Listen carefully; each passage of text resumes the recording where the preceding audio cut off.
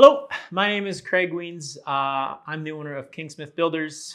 We are a general contractor based in Cochrane, Alberta. We do renovations, we do custom homes, we do standard housing in your typical kind of communities throughout Cochrane, and we do commercial jobs.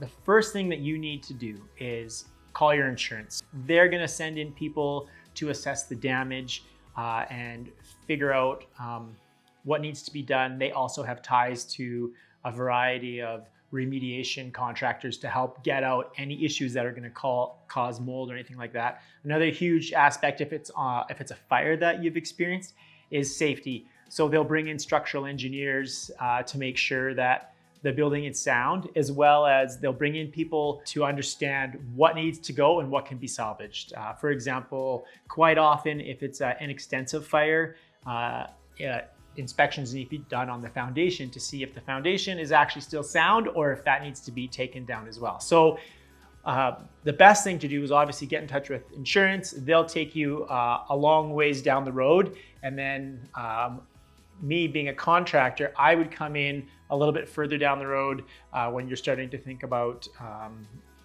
building and putting it back together. We have structural engineers on our team as well that would work with us to make sure that everything is sound.